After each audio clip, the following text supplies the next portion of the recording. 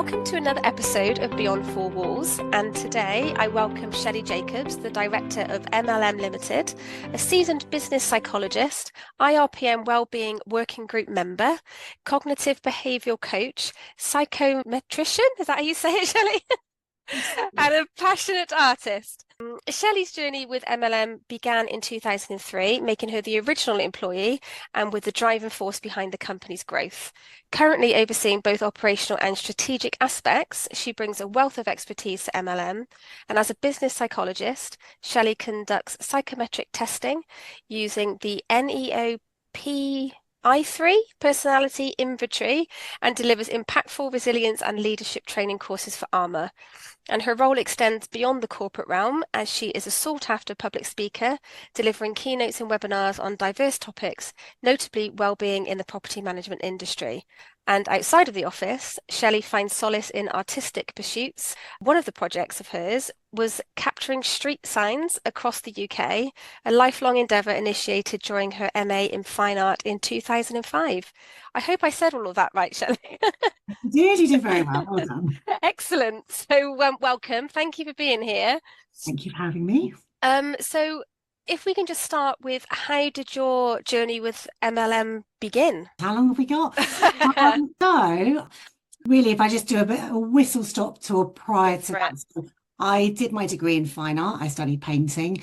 And then after that, I was doing some arty-farty things. And I also was, I did some temping for some quite large companies doing accounts processing stuff. So I worked for PricewaterhouseCoopers and MFI, the IKEA of its day. So I did various accounts related things. It had nothing to do with art, but that's just, had to pay the bills. And during that time, my brother Michael, which many of the listeners will know, Michael said to me, we're expanding the business, come and work for me. So I said, okay, I'll give it a go. And I knew nothing about property, running a business. I knew nothing about anything really. So I joined. That was the beginning. And then, 21 years later, I'm still there. So, And how have you witnessed its growth then over the years? Is because I think you've said to me before how, you really enjoyed the aspects of having a small team, and there are pros and cons to having the small team against the bigger team that you've got now. The growth that you've witnessed over the years, how do you feel about that? As you said in the beginning, I was the original employee, and quite quickly we grew because we just started to take on more buildings. When we were about sort of 8 or 9 people, that was kind of a fun time. We were all in and out of each other's pockets. It was a nice space to be in, but then we grew, and we, over the years, we've grown quite organically. And now we're sort of a team of coming up to 40 members of staff, which in some respects is still quite a small company. But to me, it feels like there's a lot of people, and it's a different dynamic. And obviously we've had to evolve how we manage our people, and in a way that's kind of what led me on to becoming a business psychologist, out of a want to do better for our people. We're at a size where as I said, we're still sort of growing organically, and every year we take on an extra few bodies, which is nice. I don't ever want to get to a point of not knowing people and who they are, but obviously the dynamics are different as well now that we're working in a hybrid way and we're not in the office all day, so that's a different realm entirely. But I remember working for a company years ago, like when I was early 20s, so a long time ago, and I had to, like, as somebody would walk through the office door, I was the PA to the MD at the time, and he would kind of just really quietly say to me, who's that and I'd have to give him a rundown of people as they were coming through the door. So I was kind of glad that I left at the point where I knew everyone, but that was still probably about 150 people. So yeah, it must get tricky, I think, especially when you're running the company. You want to know all of your staff, don't you? Yeah, and as I said, it's harder now because I don't see everyone every day, and I've always been a little bit more on the account side of life. So for many years of MLM, I was our head of accounts. So I tend to spend more time in that space rather than with our property managers. But yeah, we get everyone into the office once a month so that everyone's there, and we do activities. So it's good and important to keep in touch with people and know Yeah. who works for you. Otherwise, I can't imagine being in that situation where you literally don't know Yeah. people. It's not like you don't want to be that boss, do you? You don't want to be that in Mm. that managerial position where you can go and make a coffee or something and you don't actually know the person who's stood next to you. It just doesn't feel right to me. Yeah. Speaking of which, the business psychology side of things, Mm. tell me a bit more about what led you to that. So lots of different sort of avenues to that, really. So on a personal front, because I started MLM in my sort of mid-20s, I was very young. I didn't intend to work in the industry as many people. I kind of reached a point where, this is not sort of get the violins out or anything, but I felt a bit stuck at the top in terms of my personal career. That I wanted to learn and do things, but I didn't want to go down the road of just being a property manager. I didn't want to do accountancy stuff. And so I felt a little bit rudderless in terms of my career. I didn't want to leave MLM, but I like learning and wanted to move my career forward and needed to find a way to do that worked for me. So originally I thought about maybe doing an MBA, but that didn't quite feel like the right thing. Again, with this idea of thinking about our property managers and, even back then, and we're talking maybe, I don't know, 10 years ago, Hmm. I knew that the life of a property manager is challenging. I'd been a property manager, and I wanted us to do better for our people. So we actually started to go down the road of doing investors in people. So for anyone that doesn't know what that is, it's like an accreditation in terms of how you manage your staff. So we started going down that road, and I realized that there were things that we needed to do better. And it's not just about being a nice person. You have to really think about aspects of leadership and, particularly as the employer, you set the tone, all those things. So we started to go down that road, and I realized we needed to put a few things right. And I remember chatting to Michael about it, saying, I think we might need to get a consultant in to help us. But we were a small business, as we are now, don't have loads of spare cash. And I thought, actually, rather than getting a consultant, I'll just go and learn it myself. And it took me a while to find the right path. And then somebody said to me, there's this whole area of psychology, which is called occupational psychology. And I'd never heard that term before. So I Hmm. did some research. And yeah, there's this whole sort of area. And because I didn't have an undergraduate psychology degree, I couldn't go and study occupational psychology, but there are courses, which is what I did, which is about business psychology, which is pretty much the same thing. And I remember reading the course content for the masters, and I thought, this is it. This is definitely for me.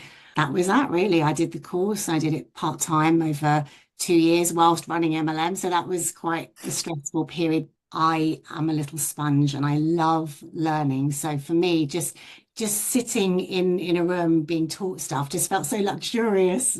The rest, as they say, is Hmm. history. So you've obviously used that in your own business Yeah. and getting your staff, and but in terms of helping the wider industry, and you're on the IRPM Wellbeing Working Group, I presume you use your business psychology qualifications to help you with that as well. Yeah, so that kind of happened by chance. I was at one of the ARMA conferences. This was back in the days when ARMA was still ARMA and Oh IRPM. yeah. Yeah. So back in those days, I was at the conference and there was a reference to doing a resilience course, and I got all excited and thought this is really good. As an industry, we absolutely need to get on this. And I Mhm. was in the process of studying at the time. And I remember at one of the breaks having a chat with Noella Lee, who is the COO of ARMA, Mhm. and saying, I think this is really great. We really need to be on this and do that. And she said to me, well, actually, we can't find anyone to run the course.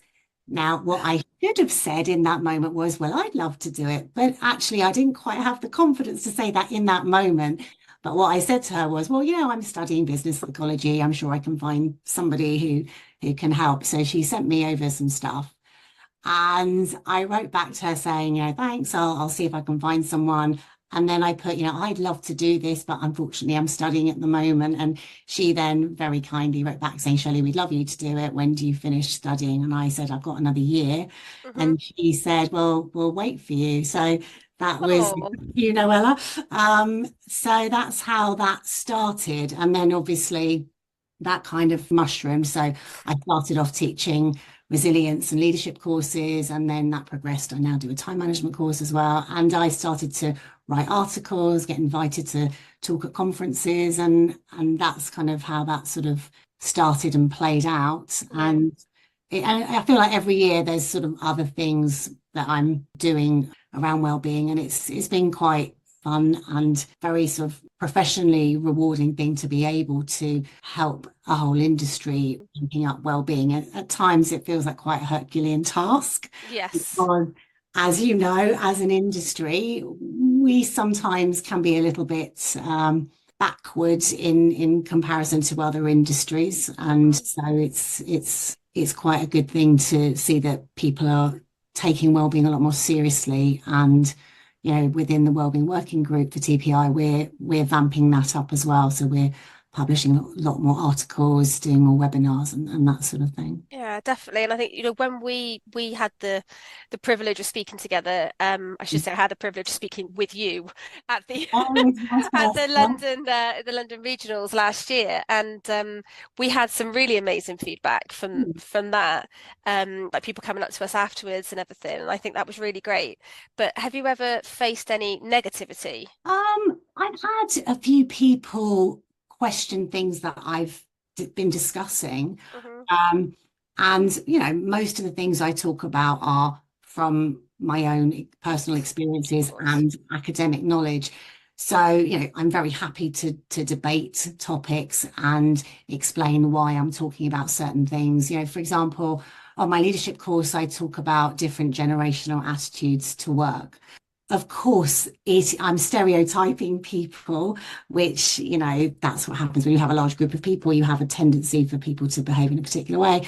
And I remember on one occasion, somebody sort of said, well, you're stereotyping people. And it was a fair point, and I had to explain why that is, that different generations have different life experiences, blah, blah, Hmm. blah. So I've had a few of those scenarios where people have kind of questioned certain things, but in the whole, generally, no, I tend to get quite good feedback, and Yeah.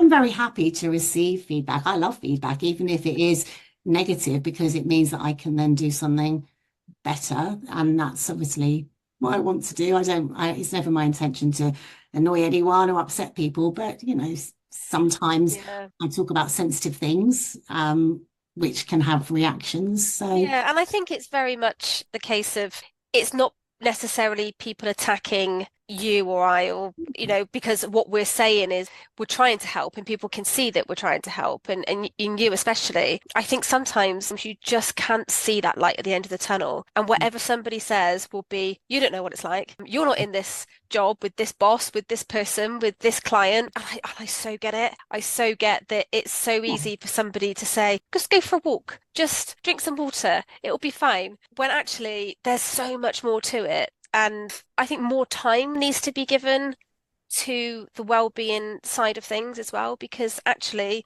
it affects us more than it affects anything else that we do. Our well-being is the most important thing. It's not really given the time. You've got to fit so much in, and I'm not saying anything about the people who run the conferences at all. They do a fantastic job with all the information they've got to cram into one day. But yeah, I don't know what the answer is, but I know that something more needs to be done. But yeah. what is it? We are trying, the Yeah. Wellbeing Group is trying to do more, and certainly in both the IRPM annual seminar and the ARMA conference, we have voiced our opinions that we need to Mm, have I know you more have. Yeah, more content on around wellbeing. So that is happening. But of course, you and I both know that there's a lot going on in the industry there that is. Yeah. does need to be discussed. So we are trying to have more of a balance with that at the conferences, which is good. And it's not that the movers and shakers, I have to be careful what I say here. It's not that there's not a want for that, but there is only so much you can fit in. But we have some time for well-being. And, in terms of the regional events, that we did last year, we said, can we please have a slot at all the regional events, which hadn't been done before. So we, Slowly but surely we're getting yeah, there. And don't get me wrong, post Grenfell, we've all of us as property managers and business owners all need all of that information thrown at us as much and as quickly as we can. So to say, oh, we're going to stop now to talk about well-being, I can completely understand. You think, no, because we've got to do all of this, and we've got to get all of this information out there. But also the well-being of the people who are having to implement all of this and give all the bad news to the clients and everything. It's just tricky, but it sounds like between all of us we're all making good strides, and 2024 will hopefully see more stuff going on. Since the post-pandemic world, yes, the pandemic has kind of gone, but it's still kind of, COVID still kind of pokes its head up here and there. But I don't think people fully appreciate it is a bit like a war, and we're in recovery from that. So anxiety levels are still higher, mental health issues are on the rise, and that hasn't really gone down. But that's also because there's so much going on currently globally, and it's not just our industry. I speak to lots of people in different industries. Everyone's experiencing the same thing. People are just angry at the world. And so that's why, well-being was important. Well, has always been important, but it's even more important now because it's hard. It's hard to be a property manager. And we tend to focus a lot on property managers, but all staff within our industry are dealing with leaseholders, whether it's account staff, dealing with arrears or whatever it might be. And it's a tough gig. It's a good gig. I think it is a good gig, but it is hard. All the stuff that we're all doing around wellbeing is even more important. But what I think is interesting is that a lot of people think that wellbeing is this new thing, new thing that we have to do. But actually, it's not that new when you look at, and this is going to sound really geeky, but when you look at the sort of historical context of wellbeing, it sort of started off the back of the Industrial Revolution, and that was in the 1760s or something like that. So the concept of well-being is not new, but the needs of people are different today than they were 5 years ago, 10 years ago, 20 years ago. So I think one of the challenges is not just about well-being, it's also about leadership and how we manage our people, and that well-being can't just be like a tick box exercise. Yeah, we've got an employee assistance program.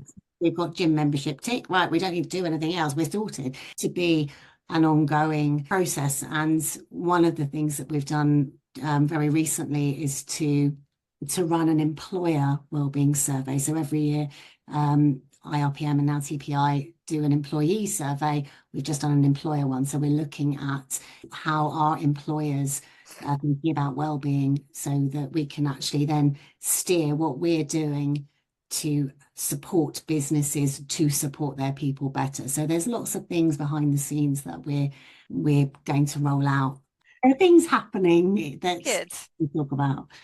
So what made you, obviously you've said that you're a little sponge and you just want to learn and understand everything, but what made you then want to talk about everything that you've learned and become a professional speaker? Do you know what? That just happened by accident. I absolutely did not ever intend for that to happen. And the funny thing is that I'm actually quite a shy kind of a gal. And, I struggled for many years with confidence and social anxiety and all that kind of stuff. And I had to really sort of do the work. It's a bit of a therapy term, do the work. To become the confident person that people think I am. And the speaking thing, it was a natural evolution. And the funny thing is that when I see like family members that I haven't seen for ages, and we catch up and they ask me what I'm doing, I say, oh, I'm public speaking now. And they look at me like I'm mad, because for me, it is really bizarre that I do that, because many years ago, there's no way I would have done that. So it really did happen by accident. And I think, obviously, because I was teaching, I think particularly during the pandemic, when ARMA held the annual conference over online for the first time, and I was invited onto a panel, and that was quite nerve-wracking, because it was me, Nigel Glenn, Andrew Bulmer, and someone else and whose name I can't remember. Sorry, perimenopausal brain. Me, you know, and I remember saying to Michael, "Oh, I feel like a child at the grown-ups table," Yeah, you know, we I thought, would "Oh too. God," you know. But that was sort of the beginnings of it. And then I think the following year I had my own slot, and it just was a natural evolution. And the weird thing about it is that I love it. And I never thought I would love doing that because like I say, I was sort of always quite shy and not really chatty. Sometimes I do sort of think that's quite a personal achievement to Yeah. those things. But yeah, I certainly didn't plan to do it, but I'm really pleased to be doing it. And I think that when you're passionate about something, then that overrides the nerves or whatever. And Definitely. And you yeah, can just carry on talking, can't you? You can just keep going about what you feel passionately about. Whereas if you're scripted or you've got to kind of go through the motions and or I don't know, you're a science teacher or something. No offense to science teachers, I couldn't do it. But you're just teaching the same thing over and over again. It must be really draining. But yeah, I think you're an amazing public speaker. So oh, well thank done. you. So And so are you. oh, bless you.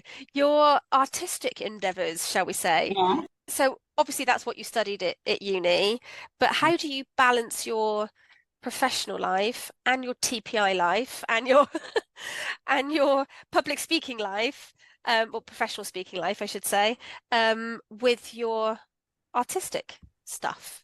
For a long time, I didn't really do a lot of arty things, and I creatively was a bit blocked, which is quite common. I think, Mm, it, I wasn't doing it regularly.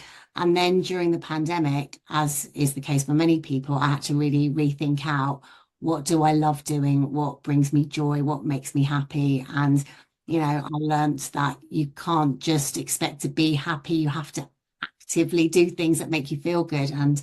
Um, it occurred to me that I love being a creative person. I always think of myself as an artist first before anything else because that's how I view the world. I view the world in glorious technicolor, and so during the pandemic, I started to get back to being a bit more creative, and it's obviously it helps me with my own well-being. So I just do that sometimes at evenings and weekends. I try and go to art galleries and immerse myself in the creative process. But it's I do have a lot of plates spinning, so it's something that I do for fun, and yeah, I enjoy it, and I don't take it too seriously in that I'm not in a position to become a full-time practicing artist. That I don't think that was ever quite the path for me anyway, but mm, it helps me. It helps to sort of declutter my mind.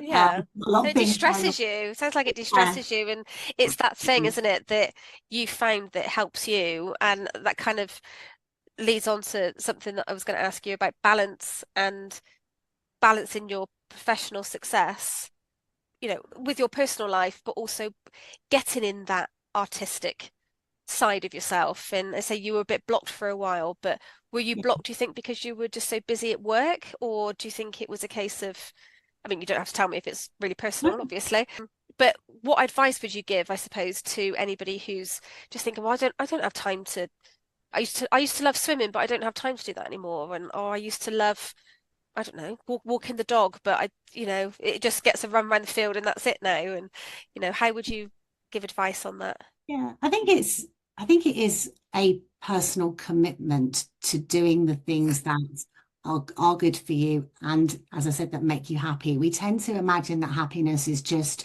something that we're entitled to feel, but when we don't feel it, we don't actively do things Hmm. that make us feel good.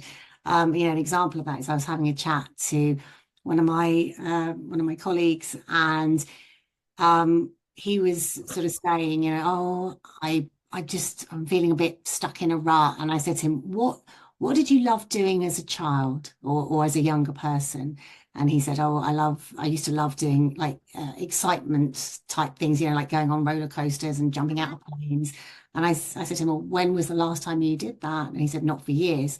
And I said, well, do it, go for it. So a couple of weeks later, he sort of jumped out of a plane. Oh, I wouldn't do that sort of thing, but and when he spoke about it, he just had this look of utter joy on his face. And that's the thing, as people, we don't always do the things that we enjoy because, as you say, we get a bit bogged down in the day to day.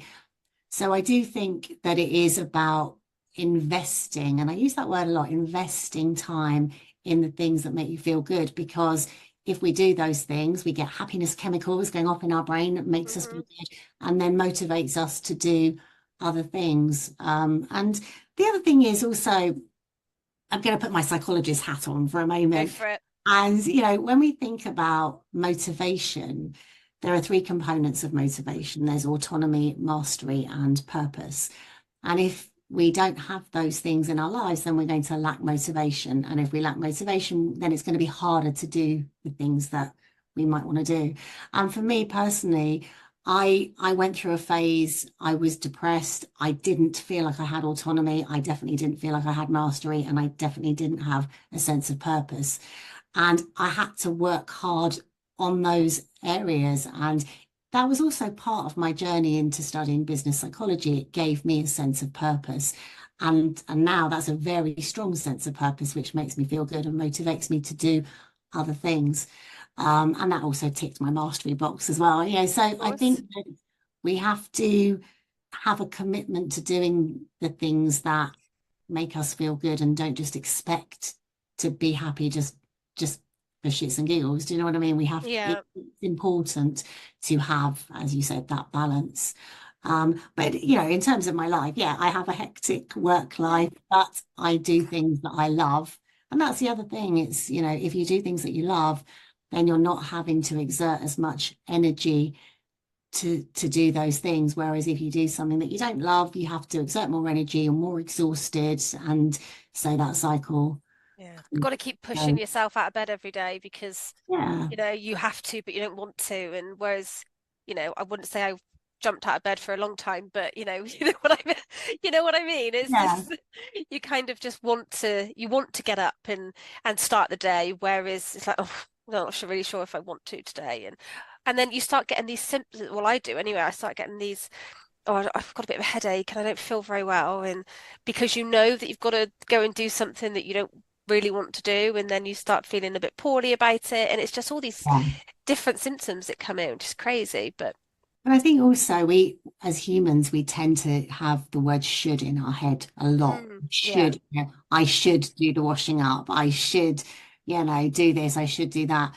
And sometimes we can feel overwhelmed by all the shoulds bobbing around in our head. Do you know what I yeah, mean? yeah, Actually, sometimes we need to replace the language in our head. And I really think this is an important thing that people don't pay enough attention to, is that the language we use in our head can massively impact how we feel about everything, really. So instead of should, we could replace that with, if I do the washing up, then my kitchen's going to be tidy and that's going to make me happy. And yeah. that's a form of language. And that's kind of, I believe in that sort of cognitive behavioral approach of, Mm. rewiring our brain to think differently, to have a better outlook Yeah. and Well, feel it's funny you should say happy. that because this week I haven't been very well. You can probably hear it in my voice. Then in the end, I just thought, no, do you know what? I'm just going to admit defeat and take the week because I'm not getting any better. I'm just stressing because I'm promising that I'm going to do something on a certain day and then it's not going to get done because I'm just not well enough to do it.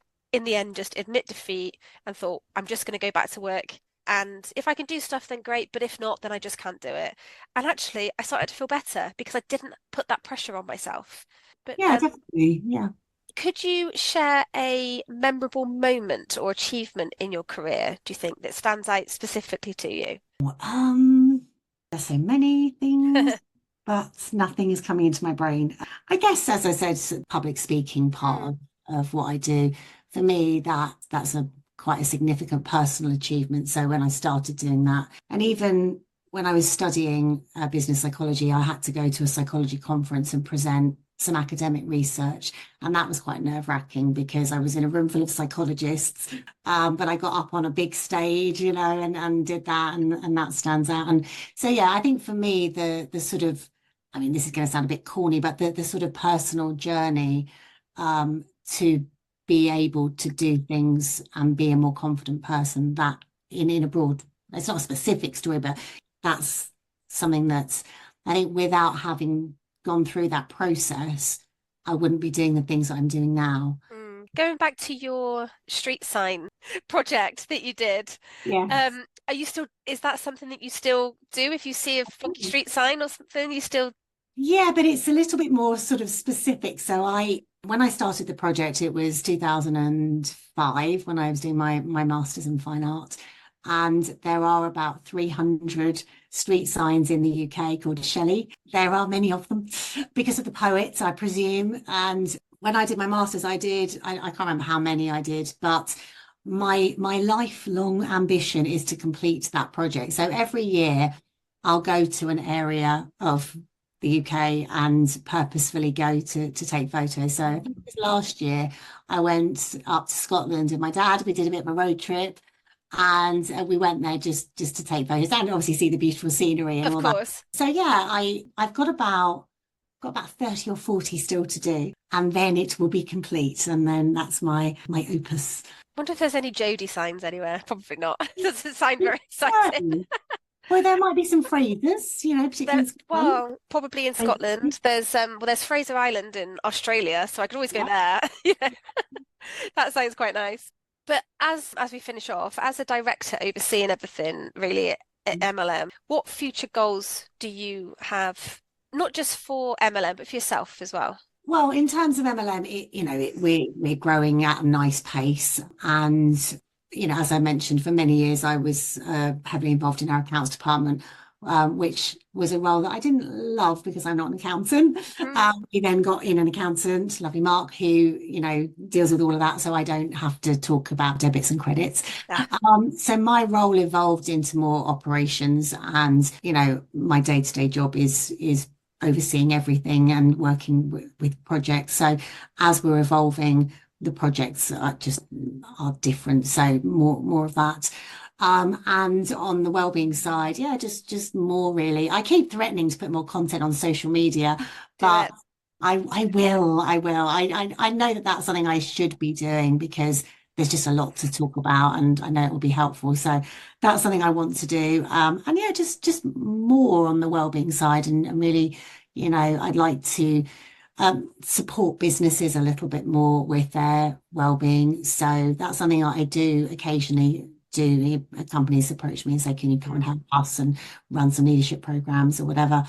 So more of that really, to support people to make sure that their people are treated in the best way.